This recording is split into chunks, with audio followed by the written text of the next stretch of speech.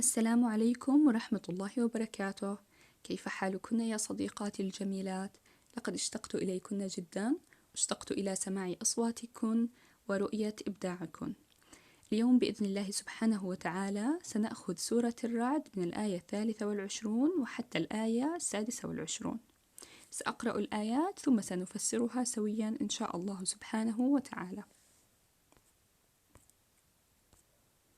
أعوذ بالله من الشيطان الرجيم. بسم الله الرحمن الرحيم. جنات عدن يدخلونها ومن صلح من آبائهم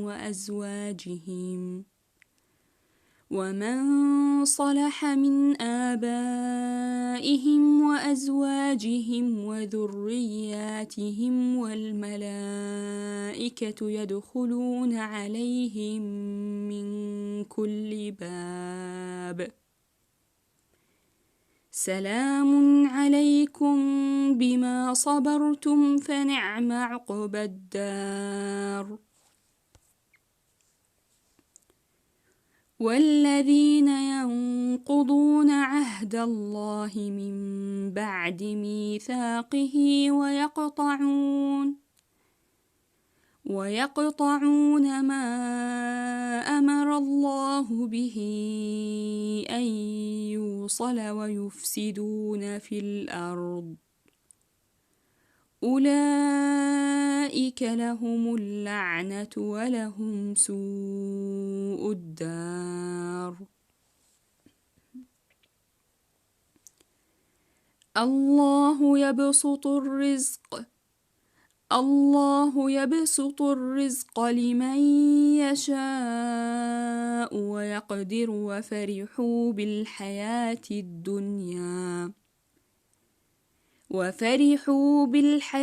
الدنيا وما الحياة الدنيا في الآخرة إلا متاع. صدق الله العظيم. في هذه الآيات يقول الله لنا سبحانه وتعالى عن العاقبة المحمودة للذين اتصفوا بالصفات التي أخذناها في المرة الماضية.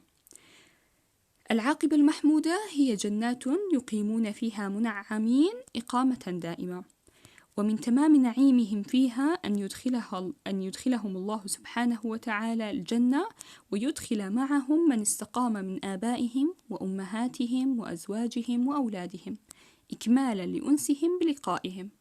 والملائكة يدخلون عليهم مهنئين من جميع أبواب منازلهم في الجنة.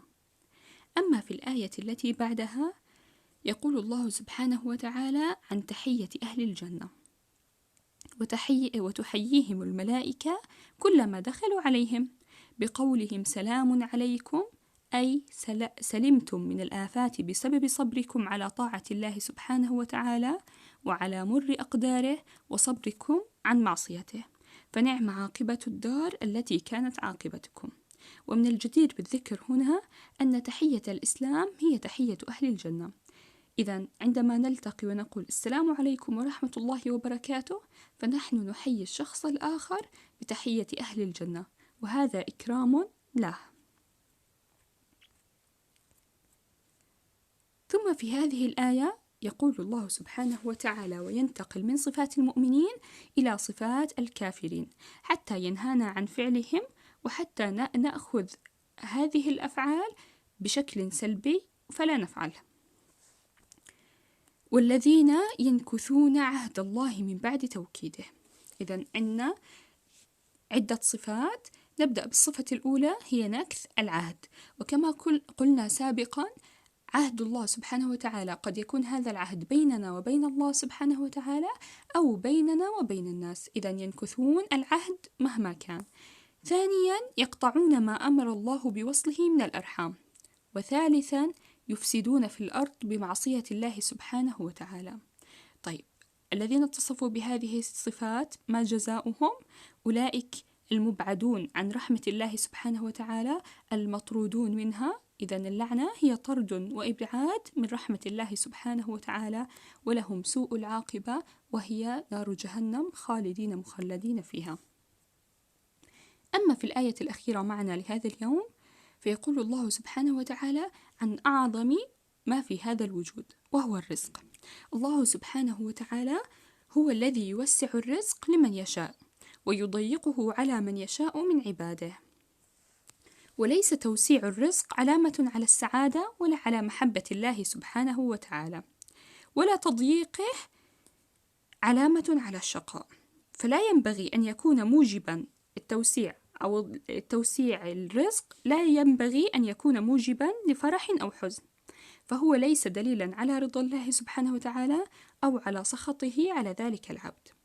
وهذه الفرحة في الدنيا إن كانت للكافرين فهي لا تساوي شيء أمام الآخرة، وهي متاع قليل ذاهب سينساه الإنسان أو سينساه هذا الإنسان الكافر عند أول منازل العذاب يوم القيامة.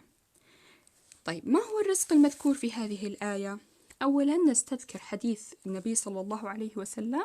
يقول جابر رضي الله عنه عن الرسول صلى الله عليه وسلم: لو أن ابن آدم هرب من رزقه كما يهرب من الموت لأدركه رزقه كما يدركه الموت.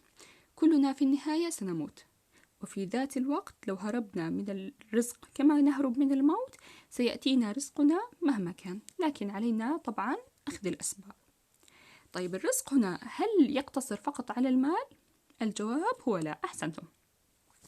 الرزق لا يكون فقط بالمال، بل الصحة رزق، الحب رزق، الأهل رزق. كل صغيرة وكبيرة في هذه الحياة هي من رزق الله سبحانه وتعالى. وأعظم رزق لنا أن ولدنا مسلمين، فلم نتحمل مشقة عمر كامل لنصل إلى هذا الدين الرائع. أسأل الله سبحانه وتعالى أن يرزقكم من واسع فضله وكرمه، ويرضى عنكم ويرضيكم. والسلام عليكم ورحمة الله وبركاته.